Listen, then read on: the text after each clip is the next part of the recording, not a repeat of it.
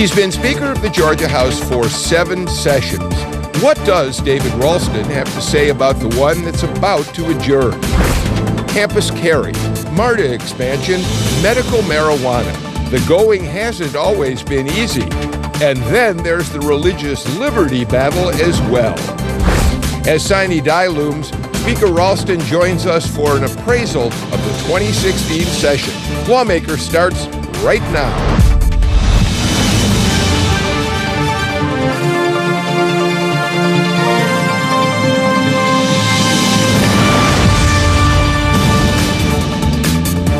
Good evening and welcome to Lawmakers. I'm Bill Nigut. Can you believe it's already day 39? No doubt legislators still have their work cut out for them this session. They'll continue their efforts until the Lieutenant Governor and the House Speaker David Ralston shouts sine die.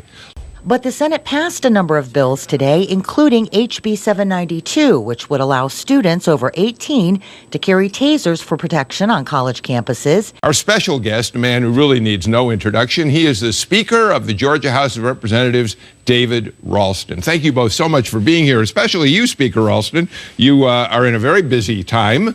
The session just one day left. We are taping this show on Monday, but by the time it airs, you will be well into day 39 and on your way to sine die on day 40. So thanks for coming in. Great to be here.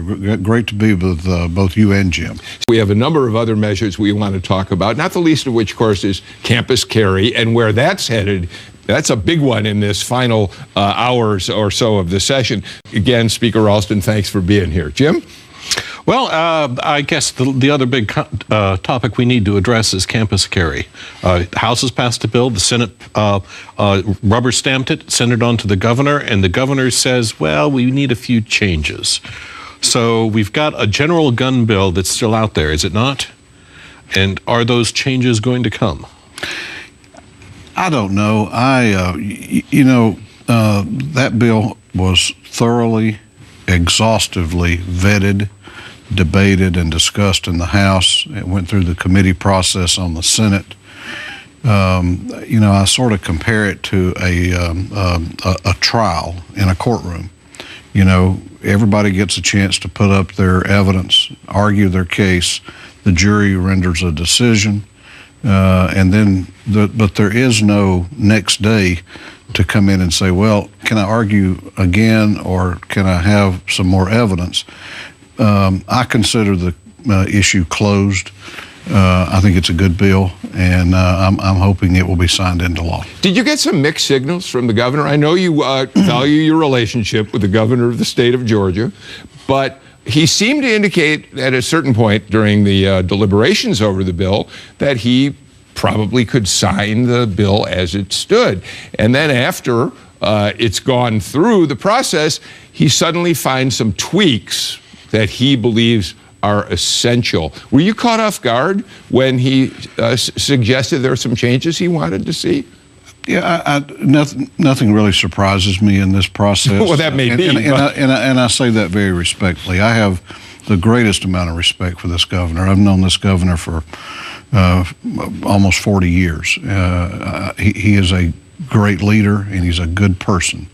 I respect his opinion. We have many discussions on issues that have been and will always be private because we need that sort of give and take.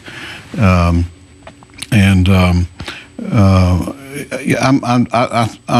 hopeful and optimistic that he will sign the bill into law. As is. As is.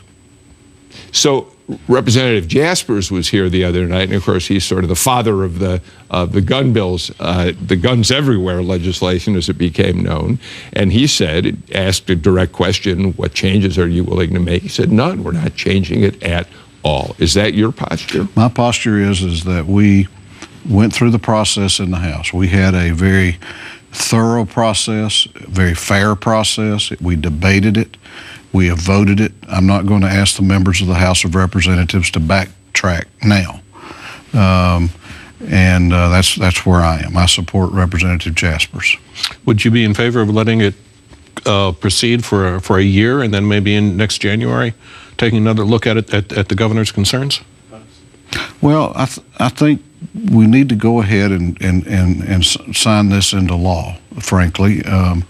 We were responding to the concerns of many Georgians that we heard from in this process, that were concerned that we continue to sort of nibble away and carve out our basic constitutional rights under the Second Amendment. And so I don't really think delaying that makes anything better. The governor is in a tough spot. It's probably the toughest spot I can think of in post-session, since it will soon be over, bill signing period, because he's got two hot-button bills on his desk: campus carry, which he claims he believes there ought to be changes in, which we can assume are changes that come from the Board of Regents directed to him, I assume. And then he's got the religious liberty bill. Can you imagine that the governor, if he wants to continue his political capital to pass major bills in the next couple of sessions before he leaves, can he afford to veto one or both of these bills and maintain his standing with all of your members? I don't want to speculate about that. Again, I have, first of all, a great friendship with this governor. I have great respect for him. He's been a great partner. I anticipate, I see nothing that would change that, and I respect that he has a job as governor that's different than ours as legislators, I know that he's going to do what he believes is the right thing to do, and until that happens, I don't want to get into a what if this happens or that happens kind of discussion. We are completely out of time.